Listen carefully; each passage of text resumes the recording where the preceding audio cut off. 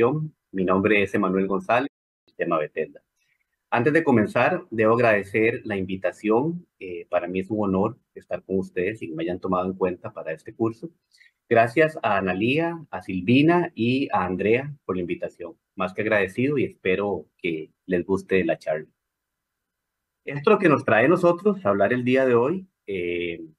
Muchos de nosotros sabemos que es un arte poder interpretar eso, saber a qué es lo que estamos tratando de, de ver y llegar a un diagnóstico con respecto a esta impronta de células que estamos viendo muchas veces para detectar o diagnosticar un cáncer de mama o excluir el diagnóstico de una lesión maligna.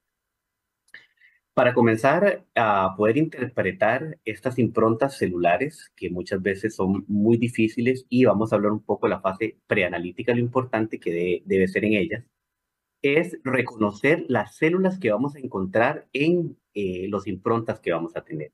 Una de las células que vamos a encontrar son células inflamatorias, principalmente macrófagos con características espumosos, lo cual denotan alguna degeneración quística de las estructuras que estamos viendo en las células que estamos interpretando. Y otra cosa súper importante es determinar cuáles son células ductales, que son aquellas que están revistiendo los ductos, reconocerlas como células ductales y también reconocer aquellas células que son células mioepiteliales, que son muy importantes en los diagnósticos de malignidad y benignidad. Las células ductales son células epiteliales, generalmente de núcleos ovales o redondos, normalmente van a ser monótonas, de cromatina fina y generalmente con ausencia de nucleolo. Las células mioepiteliales pueden tener varias formas, principalmente pueden ser células fusiformes, alargadas, muy hipercromáticas, algunas pueden ser cuboideas y algunas pueden ser redondas. Muchas veces van a acompañar los grupos de células ductales, se van a sobreponer a las células ductales y es muy importante reconocer célula mioepitelial y células ductales acompañantes en el frotis. Esto para poder conocer qué es lo que vamos a comenzar a valorar. Importante también valorar el estroma, también reconocer que desde el punto de vista histológico nosotros tenemos que interpretarlo citológicamente y vamos a encontrar fragmentos de estroma, muchas veces de aspecto eosinofílico, alargados, con células acompañantes, muchas de ellas van a ser células miopiteliales que están alargadas ahí, que quedan aplastadas en el momento de hacer la impronta, y esto se reconoce como estroma, como colágeno o como zonas de colagenización del estroma.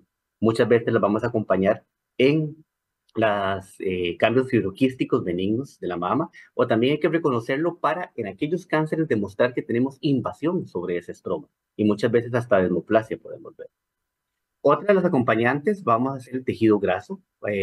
Normalmente se ven adipocitos maduros, vacuolados, ¿verdad? Muchas veces se ven vacuolas intracitoplasmáticas con núcleos periféricos, alargados algunas veces, redondos, como es el caso de este, que se disponen en sábanas acompañados de estroma y acompañados de un fondo proteináceo graso como tal. Entonces, también es muy importante reconocer las estructuras celulares, células ductales, células mioepiteliales y también la parte estromal, el estroma fibroconjuntivo y el tejido graso completo. ¿Cuáles son las indicaciones de VAD? Eh, Son muchas, definitivamente va a depender del lugar en que estamos, va a depender de los recursos económicos de nuestros países y nuestros lugares en Latinoamérica, pero definitivamente forman parte de la triada diagnóstica, que es la parte clínica, la parte de resultados radiológicos como tal, incluido el ultrasonido y la mamografía, y obviamente la parte citológica. Es muy útil en el diagnóstico de masas palpables, también para determinar si son lesiones sólidas o lesiones quísticas en el momento de aspirar. Lesiones no palpables que son descubiertas por mamografía y obviamente siempre debe ser orientado a un diagnóstico radiológico o un diagnóstico clínico. Se pueden tomar a la palpación. En mi experiencia, estoy acostumbrado a tomar un 80% guiado por ultrasonido. Yo soy un patólogo intervencionista, entonces hago mucho, acompañado siempre del radiólogo. El radiólogo me guía y yo tomo la muestra. Así podemos determinar muchas veces cuál parte puedo coger que no sea quística, cuál parte sea sólida. Si vemos que hay flujo dentro de una lesión, que probablemente es una lesión papilar, tratar de pegar la papila con la aguja. Entonces es muy importante tratar de tomarla siempre con ultrasonido, lo cual mejora mucho la correlación diagnóstica. Cuando es por palpación, tratar de determinar muy bien la masa. En el momento que yo meto la aguja, generalmente cierro los ojos para palpar qué tan firme es eso, lo cual me ayuda mucho a tomar la muestra. Ventajas es un diagnóstico muy rápido. Generalmente se puede hacer inclusive con ROSE, que vamos a hablar ahora. Es económico como un método de triage y también como un método de diagnóstico en aquellas pacientes que tienen un BRAF bajo. Se puede diferenciar muy fácil entre un tumor sólido y un tumor líquido en el momento de la aspiración. Y se le puede también a la paciente, se le puede decir, ok, esto es una lesión probablemente maligna o una lesión maligna en la cual hay que introducir una aguja gruesa o tomar otras decisiones terapéuticas. Entonces, prácticamente se compromete la paciente para seguir en el método diagnóstico de la lesión. Y también se puede calmar en aquellas pacientes generalmente jóvenes que llegan muy alarmadas porque tienen una masa palpable o ultrasonográficamente tienen una masa BRAF 3 o BRAF 4A, la cual muy probablemente va a ser un fibroadenoma o va a ser una lesión benigna, en la cual las calmamos y la paciente puede seguir su control radiológico anual. Eh, Definitivamente es muy ventajoso el BAF. Hay gente que dice que el BAF no es lo más adecuado y que hay que hacer aguja en todo. Yo definitivamente creo en el BAF y es un arte tomarlo, un arte interpretarlo. Ventajas y limitaciones, definitivamente es costo efectivo como una ventaja, es mínimamente invasiva, o sea, se puede hacer en cualquier consultorio, previa sepsia, antisepsia, eh, sin mucha indumentaria o mucha precisión con respecto a la incisión. Es un procedimiento rápido y es ambulatorio, la paciente se va totalmente sin ninguna limitación. La respuesta es rápida, generalmente para planear el manejo con el grupo que está manejando la paciente.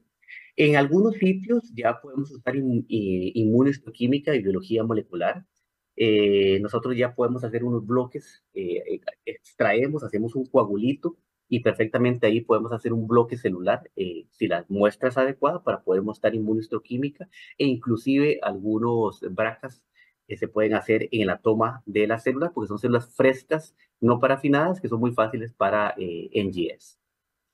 La evaluación, se pueden hacer múltiples funciones en una misma mama si tenemos. También es muy importante en el caso de aquellas lesiones sospechosas en las cuales podemos saber si es una lesión invasiva y una lesión circundante, se puede tomar un BAF, luego tomar el truco en la lesión francamente invasiva. Las limitaciones, es difícil muchas veces saber si es un carcinoma in situ o un carcinoma invasor. Cuando son menores a 10 milímetros, es difícil tomar la muestra. Muchas veces hay que tomar varias muestras y hacer dos para estar consciente de que estamos ahí.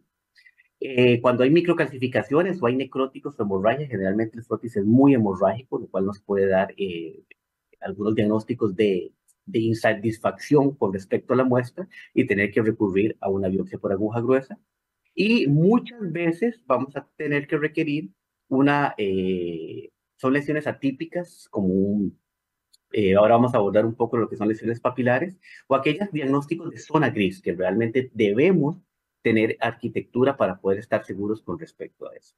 Pero de que definitivamente tiene ventajas, tiene mucho más ventajas que limitaciones. Y es una cosa que definitivamente se puede usar en nuestras realidades latinoamericanas.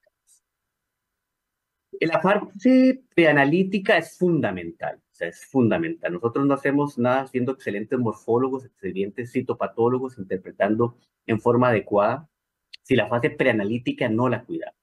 Entonces, muy importante una fase de asepsia y antisepsia previa. Tratar de, si es por palpación, tratar de prensar el nódulo lo más adecuadamente posible para tener firmeza en la mama donde va a meter la aguja. Se puede hacer por aspiración o se puede hacer por capilaridad. ¿Qué es la diferencia? Por aspiración me gusta a mí cuando son lesiones muy sólidas. Son lesiones sólidas que el radiólogo te dice, Emma, esto es un BRAF 3 o un BRAF 4A sólido, determinado, que lo puedes ver bien ecogénico ahí. O cuando son palpables, que vos las sentís sumamente duras, lo agarrás, lo prensás y metés la aguja solo con la aguja y lo aspirás, ya sea con el capuchón de la jeringa o con la pistola. ¿Esto por qué? Porque son lesiones que tienen mucho estroma, van a dar muy pocas células o muy pinches, por decir, entonces ocupamos aspiración para que se vea. Cuando son lesiones quísticas o cuando son lesiones pueden tener necrosis o lesiones francamente malignas, a las cuales decidimos hacer un BAF, definitivamente la capilaridad es lo mejor, o sea, meter la aguja sin hacer aspiración para evitar el sangrado.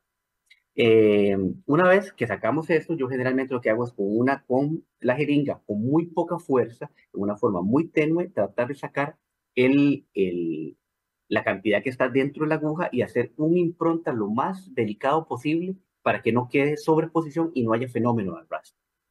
Cuando queda en el capuchón, lo que hago es quitar la aguja, agarrarla de la parte con mucho cuidado del bisel de metal y tratar de sacar con el capuchón lo del restante que está ahí para volver a hacer el impronta. Y no cabe más decir que el alcohol o el medio de fijación debe ser un medio que no esté hidratado. En nuestro Costa Rica tenemos mucha humedad y se hidratan mucho los alcoholes, por lo cual un alcoholímetro es ideal para estar seguros que está en 90 grados. El Rose definitivamente es un arma muy adecuada en nuestra realidad. Podemos usar varias tinciones. Mi experiencia es con Disquid. Lo usamos en nuestro hospital para saber que está adecuada la muestra. Lo usamos mucho en páncreas, lo usamos en mama cuando tenemos alguna duda o en lesiones metastásicas de ganglios en cáncer de mama. Idealmente es para valorar la muestra, no para hacer un diagnóstico. Es muy rápido, es muy fácil. Tenemos un impronta en el cual podemos tomar la primera muestra y decir, ok, sí estamos en la lesión y podemos continuar.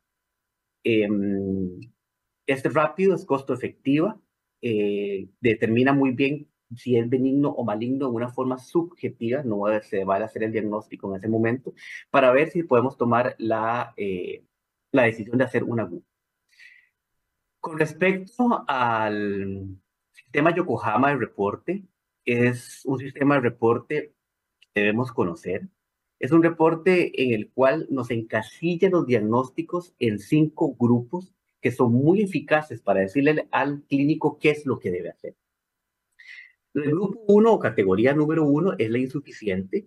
Importante que cada categoría tiene un riesgo de malignidad implícito, el cual se enumera en porcentajes. Da requerimientos con respecto al manejo. También dice qué es lo más indicado para hacer en ese momento y los comentarios con respecto a esto.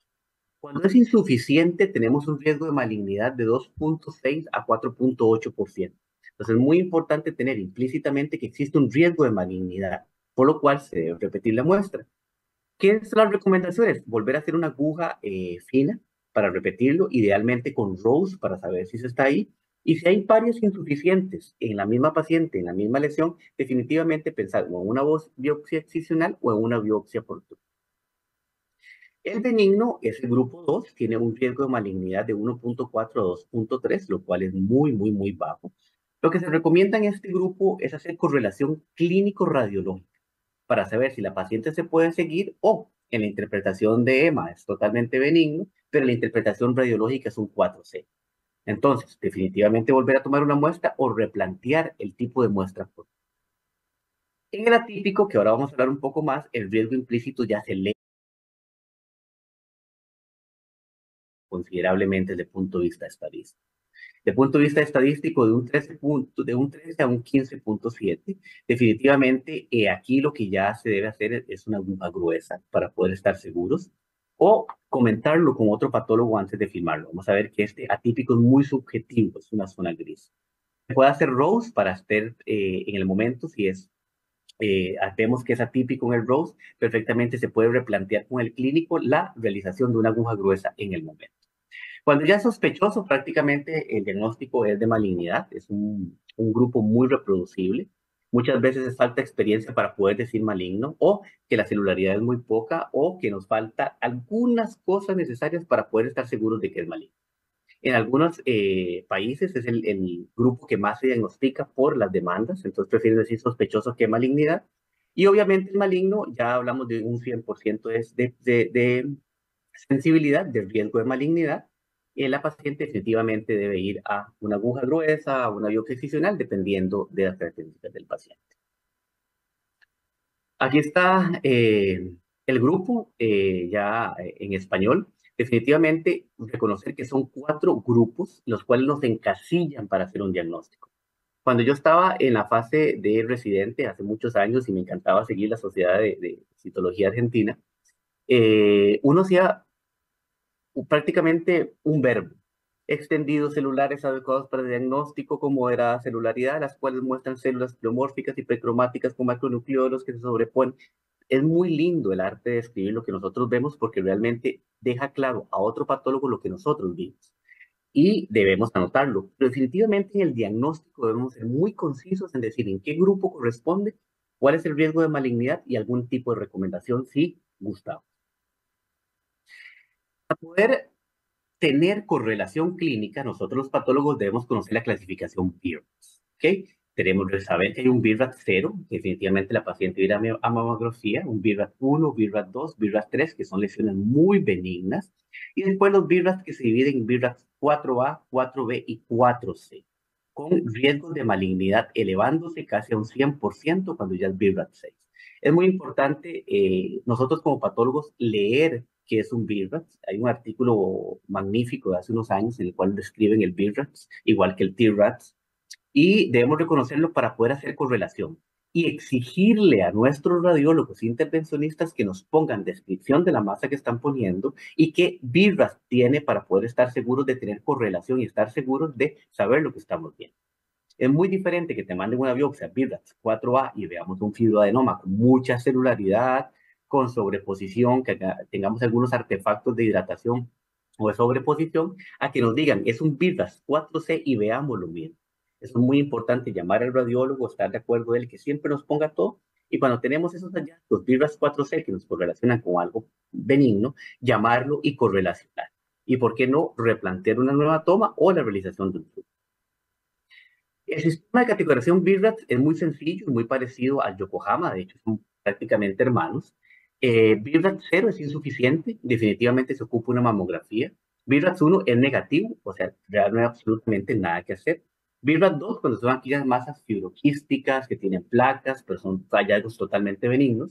El BIRATS 3 es probable benigno y ahí cabe la posibilidad de hacer un BAF si es palpable, según las últimas guías. Si no es palpable, se puede seguir en cuanto a el seguimiento de cada grupo oncológico en ese caso. El BIRAS 4 es sugestivo de malignidad y se divide A, B y C. Cada uno va a tener un aumento del ROM con respecto a la malignidad y así definitivamente el grupo BIRAS 4 a BIRAS 3 se debe biopsiar. En el grupo 4, alguna literatura dice que los BIRAS 4A se debe hacer BAF, BIRAS 4B y 4C se puede hacer BAF, pero preferiblemente un BAC, y BIRAS 5 y 6 definitivamente hay que hacer un BAC. Esas son las indicaciones. Ahora sí vamos a ir con el grupo Yokohama uno a uno, tratando de explicar un poco qué es y cómo reportarlo. Esto está en base a literatura, está en base a mi humilde experiencia como patólogo y qué es lo que hago yo día con día en nuestro grupo. Esto definitivamente es insuficiente. Es una lámina que perfectamente nosotros la podemos ver, bueno, estaba viendo abajo nosotros hoy, el día de hoy. Probablemente podemos ver una lámina la cual tiene color y tiene tinción, pero cuando nos acercamos al microscopio, definitivamente, además de tener aire sobre la lámina, es un frotis totalmente hemorrágico con muy poca celularidad. Hay que verlo todo para replantearse si realmente es benigno, si es insuficiente o no es insuficiente. Y la otra cosa es visualizar todas las láminas y correlacionar a ver si no es una lesión quística que nos diga el radiólogo. Porque ahí deja de ser insuficiente y se tiene que hacer un comentario compatible con lesión quística o con contenido de lesión. Estas otras que definitivamente vemos algo de grasa ahí y tejido hemorrágico, algunos esbozos como fantasmas celulares, pero realmente es insuficiente para poder hacer el diagnóstico. Y otras que realmente vemos algunas células de aspecto ductal en el fondo, epiteliales, pero están totalmente sobrepuestas con material hemorrágico, con algunas burbujas de material graso ahí, algunas calcificaciones, en lo cual vale mucho la pena de valorar toda la lámina y determinar si con lo que estamos viendo es suficiente o insuficiente para hacer un diagnóstico.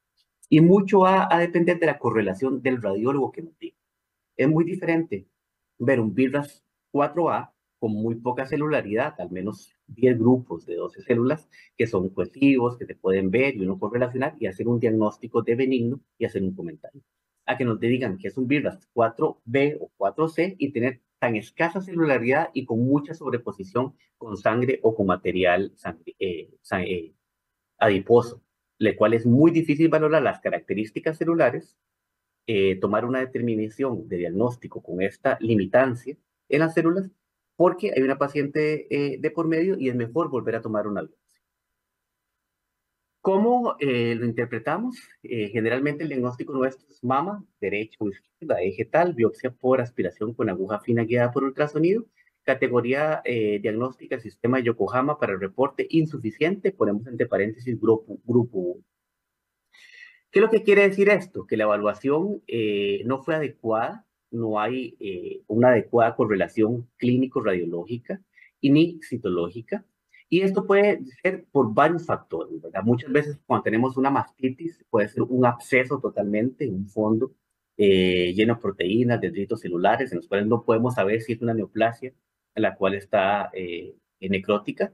Es un quiste, como lo dije anteriormente, fragmentos de tejido adipoma compatibles con lipoma o con tejido graso intramamario. Algunas lesiones fusocelulares en las cuales no vemos absolutamente ningún contenido de células epiteliales.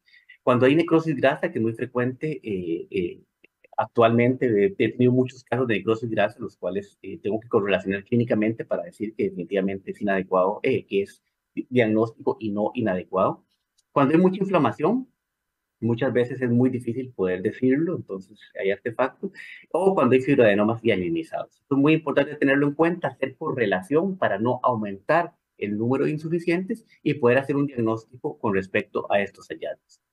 Otra cosa importante es la fase preanalítica. Definitivamente, apenas nosotros hacemos el extendido celular, sumergirlo en el alcohol para que no haya desecado por aire, que esto nos amplifica las células y nos puede decir que es insuficiente porque no puedo valorarlo por artefacto.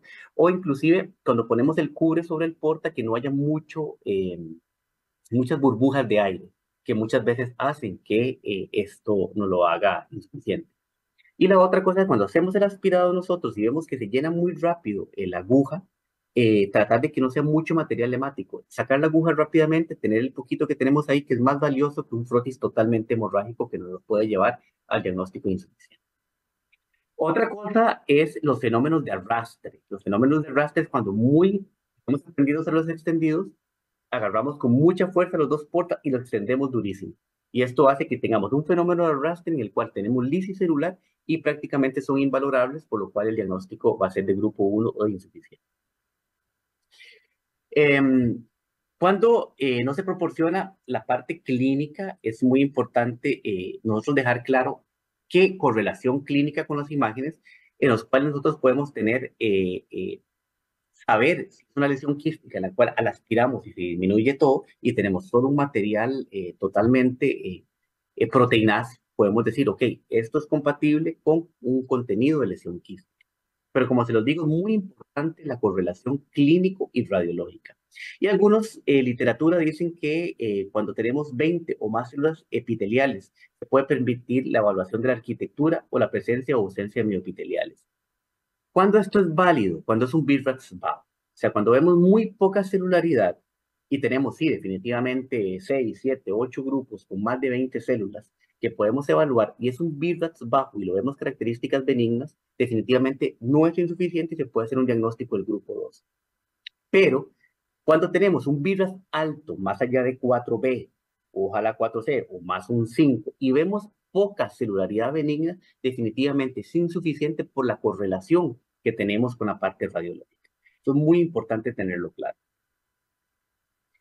El grupo 2 de Yokohama es a donde más vamos a hacer diagnóstico nosotros, es el grupo de benigno, y podemos poner interpretación.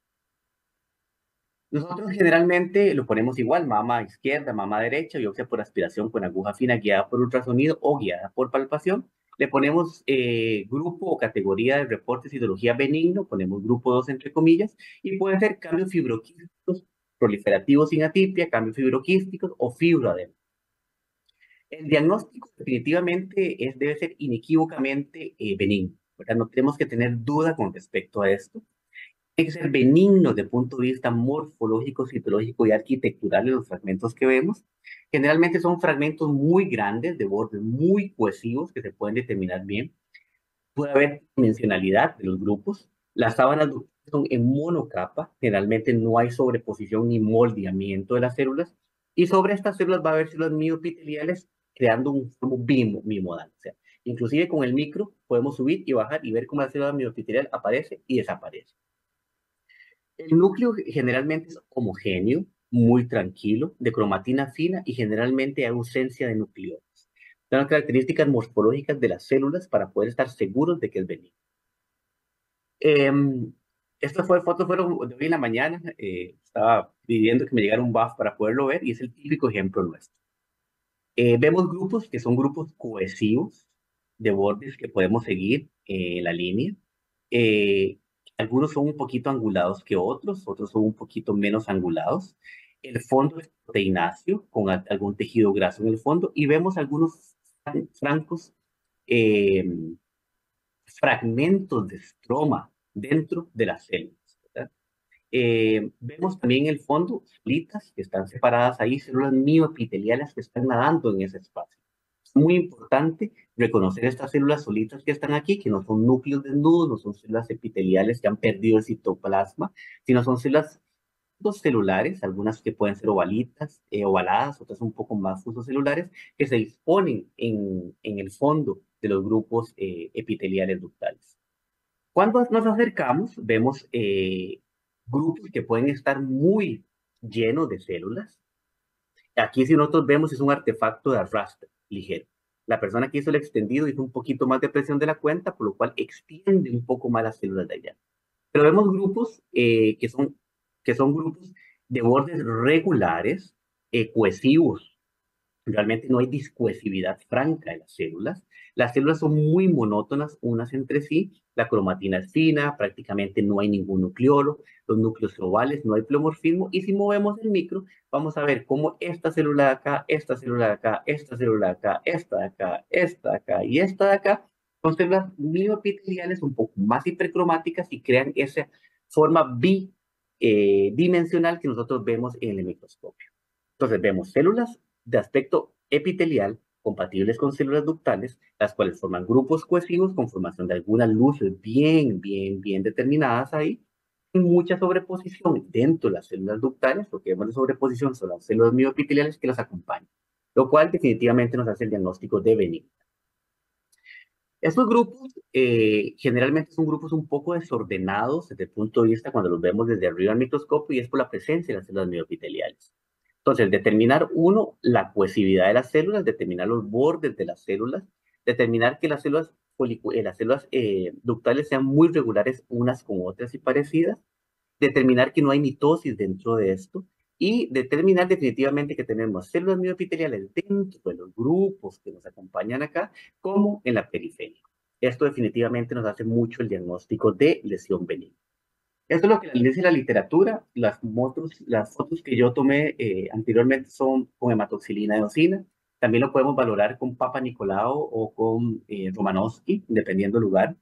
En nuestra experiencia usamos más hematoxilina eosina que Papa Nicolau, pero a los dos se le entraba, no hay ningún problema. Igual, grupos en los cuales son grupos cohesivos, en los cuales hay luces glandulares bien definidas, bien regulares, los núcleos son muy regulares, homogéneos entre sí, la cromatina es fina y prácticamente ausencia de nucleolos y muchas células mioepiteliales acompañan. Igual acá, muy importante determinar cuáles son grupos de células que son con respecto a fibroadenoma, que son grupos mucho más cohesivos, mucho más angulados, mucho más firmes, mucho más gruesos que sí, y otros que son de placas fibroquísticas. Eso es muy importante, pero lo importante es determinar que la lesión es de grupo 2 benigno. Los cambios fibroquísticos, definitivamente, un fondo proteináceo, son gruesos, muchas veces puede haber también contenido graso. Los grupos son grandes, son cohesivos en panal de abeja. Muchas células ductales son pequeñas, usualmente monomorfas unas con otras. Número variable y usualmente no excesivo de células miopiteliales dispersas o libres. Generalmente en el fibroadenoma vamos a ver más células miopiteliales en el fondo o sobre los grupos. Muchas veces vamos a encontrar macrófagos espumosos dentro del contexto quístico de la lesión que vamos a tener. En el fibroadenoma vamos a tener menos macrófagos. Algunas pueden tener metaplasia apocrina, generalmente más en los cambios fibroquísticos que en el fibroadenoma.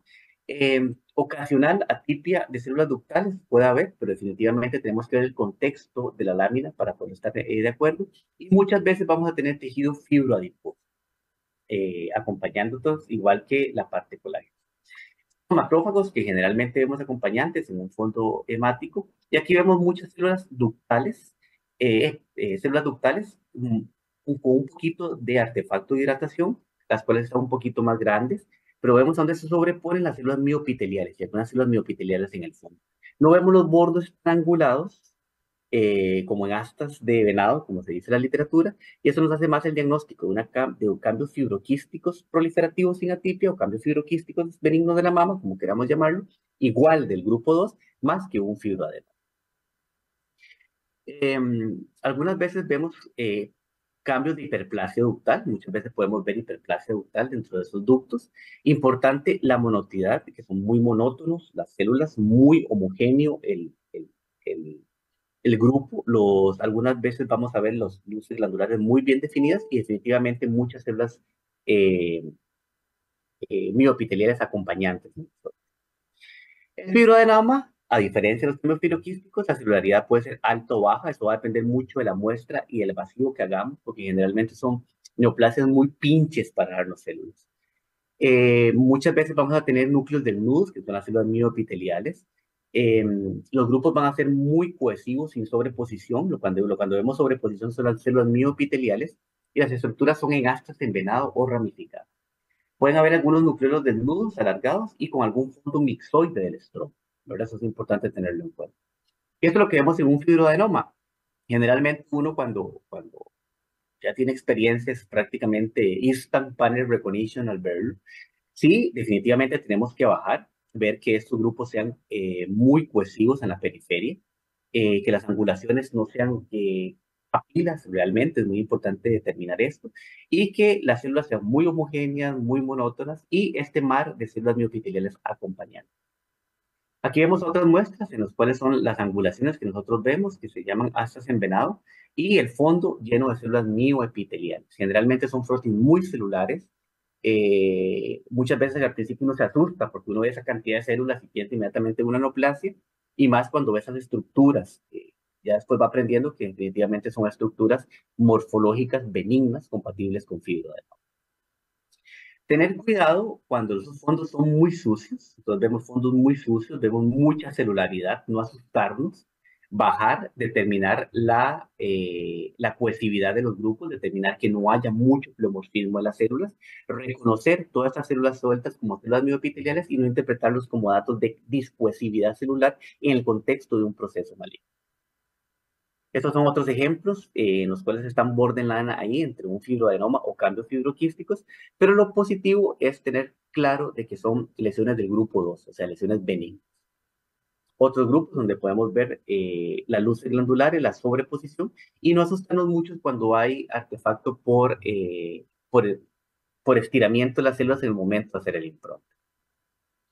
¿Cómo los diagnosticamos nosotros? O sea, nosotros generalmente hacemos una descripción, extendidos celulares adecuados para diagnóstico con moderada celularidad, constituido por células epiteliales de características ductales regulares, homogéneos, citoplasma eosinofílico, que se disponen en patrones cohesivos sin sobreposición de las células ductales y acompañadas de células mioepiteliales, sin evidencia malignidad en la muestra. Generalmente un comentario en el cual correlación, los hallazgos citológicos descritos orientan a cambios fibroquísticos sin atipia. Se recomienda correlación con imágenes y radiología. Y el diagnóstico, si lo hago muy explícito, como dice el Colegio Americano de Patólogos que hacerlo, el lugar de la toma, cuál es el procedimiento que hacemos, categoría diagnóstica Yokohama para reporte benigno, grupo 2, generalmente entre comillas, pongo el riesgo de malignidad implícito para que el clínico lo sepa. Muchas veces estos diagnósticos que hacemos no lo lee un especialista, lo lee un médico de familia, un médico general. Entonces esto también los tranquiliza un poco.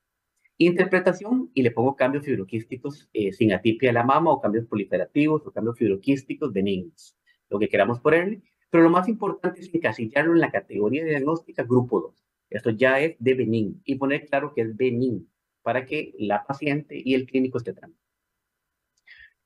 Por el contrario, tenemos algún tipo de lesiones que son un poco más complejas. Son lesiones con características papilares. Muchas de estas van a ser benignas desde el punto de vista citológico, desde el punto de vista arquitectural en el caso de una biopsia excisional. Pero muchas veces nos presentamos ante esto.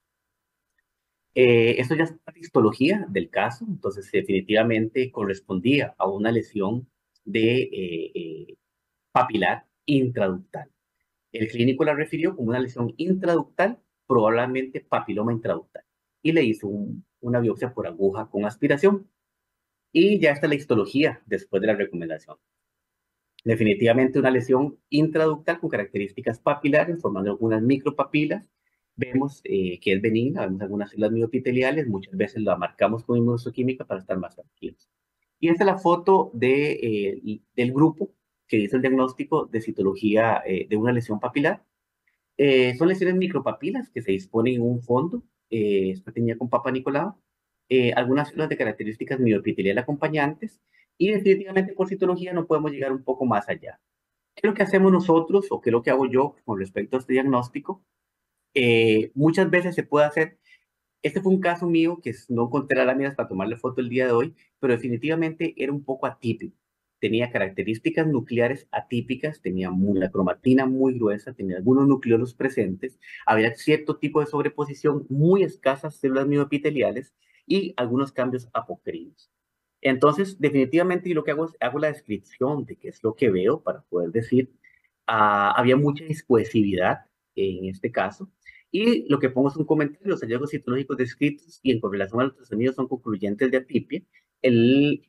Sí, en este caso específico se refería como un BIRAT 4B, y dejaba claro que era una lesión de características epiteliales atípicas, y cuando yo lo vi definitivamente era atípico. Entonces aquí también pongo el riesgo de malignidad para que el clínico lo reconozca.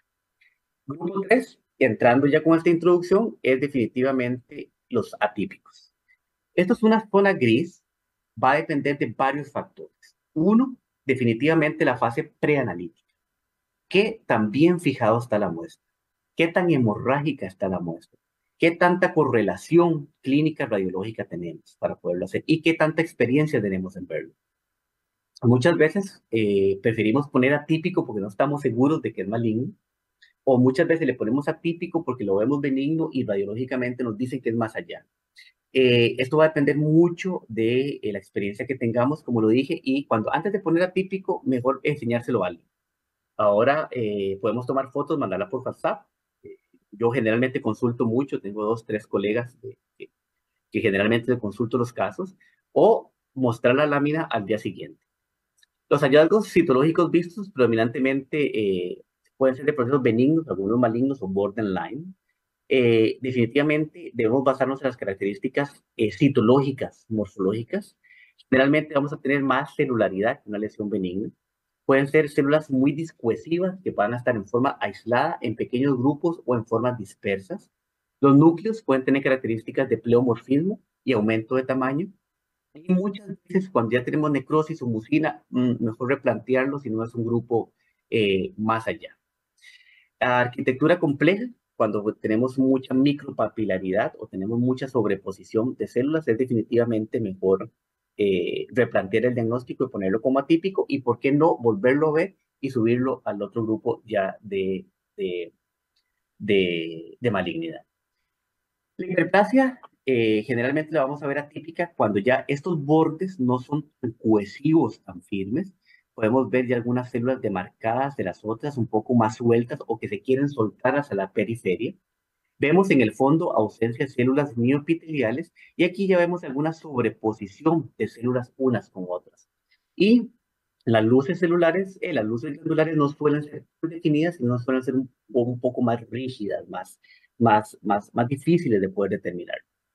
Entonces, muy importante es la periferia, ver la discohesividad de aquellas células, ver la sobreposición, ver que algunas células ya desde un mediano aumento podemos ver el nucleolo prominente y un fondo sucio en el fondo. Ya generalmente esos no son francos datos de un fibroadenoma o de cambios fibroquísticos, sino los vemos como lesiones francamente atípicas. Causas de diagnóstico de atipia: la experiencia, como lo dije, problemas de la interpretación secundarios a sobreposición, cuando son muy proliferativas o cuando son lesiones de bajo grado o carcinoma in situ, y el grado de entrenamiento y la experiencia del citopatólogo definitivamente va a ser fundamental. Son algunas muestras de que definitivamente aquí probablemente hagamos una encuesta, muchos vamos a ir a maligno inmediatamente, otro grupo se va a ir definitivamente a atípico o a sospechoso. Y vamos a ver aquí mucha celularidad, mucha discohesividad, algunas células que pueden ser mioepiteliales o el pleomorfismo de tal, no podemos determinarlo. Y estos son los datos que nosotros vemos citológicamente y que corresponden a datos de invasión en el caso de un carcinoma invasor de mama. El grupo 4 definitivamente es cuando hay sospecha como tal, entonces prácticamente es un atípico un poco más allá. Nosotros generalmente lo ponemos como grupo 4 y le ponemos sospecha de malignidad. Muchas veces aquí ya existe una delgada línea entre llamarlo maligno o benigno. Muchas veces es cuando hay poca celularidad, definitivamente con características atípicas, francas. Cuantitativamente no tenemos la posibilidad de hacer el diagnóstico, pero nos correlaciona mucho con el BIRATS 4B, 4C. Esta categoría debe ser reservada mucho para cuando tenemos ciertas dudas o cuando el grupo le gusta manejarlo más desde el punto de vista sospechoso para indicar un poco más la parte de aguja gruesa para los seguros médicos privados. Muchas veces el seguro médico espera ese sospechoso para poder pasar a la aguja. Si ponemos maligno como tal, la biopsia definitivamente de aguja la pueden cuestionar. Entonces muchas veces lo usamos como sospechoso, pero definitivamente las características citológicas, las características arquitecturales en el frotis son las que hacen nuestro diagnóstico para poder llamar. A estos ya son grupos con una sobreposición muy discursivos. No tenemos el background o el fondo necrótico de células sueltas, necróticas, que ya sería para poderlo llamar maligno como tal, pero definitivamente ya la celularidad, la disposición de los grupos, la dispersividad de ellos hace que nos podamos llamarlo como sospechoso como tal. Y esto definitivamente son las lesiones borderline. Cuando nosotros decimos definitivamente esto para mí es un grupo 5, entonces sería mama tal, eje tal, biopsia por diagnóstico, grupo 5 positivo por malignidad. Y le podemos poner interpretación, carcinoma invasor, ¿verdad? Cuando vemos la necrosis, vemos el background de invasión, ya podemos llamarlo grupos. Estas son otras que son células bastante pleomórficas, unas entre otras. Nos falta un poquito el nucleolo aquí. Tiene fenómeno de dilatación, como lo vemos acá. Algunas células que pueden ser interpretadas como células mioepiteliales, pero muchas veces son células muy pleomórficas de aspecto basaloide, que son dentro de la estructura citológica del cáncer, las cuales podemos interpretarlas de una forma inadecuada como células mioepiteliales y son células carcinogénicas dentro del contexto oncológico de la paciente.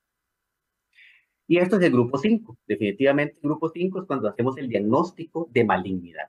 Entonces nosotros le ponemos mama tal, eje tal, biopsia por aguja fina guiada por ultrasonido, grupo 5 del grupo de Yokohama, interpretación carcinoma invasor. El grupo 5, a diferencia del grupo 2, definitivamente es maligno. Y aquí es donde debe ir orientada nuestra pericia para hacer el diagnóstico e indicar la biopsia por aguja gruesa o la biopsia excisional. En la actualidad ya podemos hacer botones celulares o grupos celulares en los cuales podemos parafinar y hacer inmunistoquímica sin pasar a la aguja gruesa. Inclusive hacer pruebas moleculares más allá.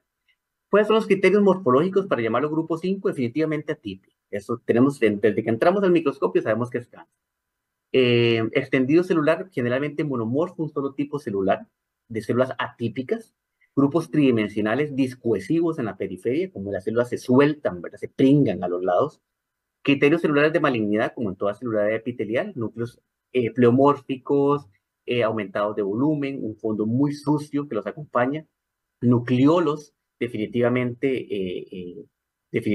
grandes, aumentados de tamaño, y no podemos determinar si las células son de origen ductal o lobulillar. Está totalmente limitado en la citología, por lo cual requerimos hacer inmunohistoquímica. Y eso es lo que nosotros vemos, son fondos sucios, totalmente necróticos, de una célula muy monomorfa dentro de sus características de pleomorfismo entre ellas, que forman grupos discohesivos totalmente. O sea, vemos un mar de células en las cuales tienen la relación núcleo-citoplasma disminuida, la cromatina muy hipercromática, muy densa, y el fondo necrótico muchas veces. Esto definitivamente son características morfocitológicas de malignidad, las cuales no podemos pasar por alto. Otros grupos que están totalmente sueltos, en un fondo totalmente necrótico, algunas secreciones de aspecto mixoide, proteinácea,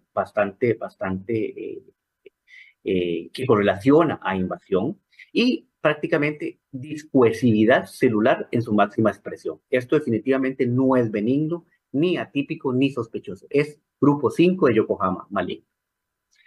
Y definitivamente los nucleolos es algo que nos llama la atención. Son células pleomórficas con mucha diferencia en el tamaño y la forma de una célula con otra. La cromatina tiene a ser hipercromática, densa, y los macronúcleos prominentes, y el desorden que hay y la disposibilidad celular y la ausencia de células miopiteliales acompañantes en el fondo.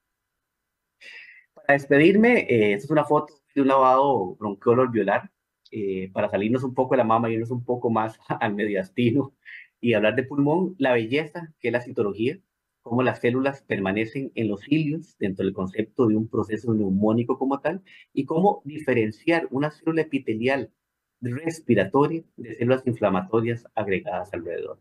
Así que gracias por la invitación, amemos la citología, creo que es fundamental y actualmente va en proceso de rejerarquización, llegando a ser muy importante en la parte molecular en la actualidad.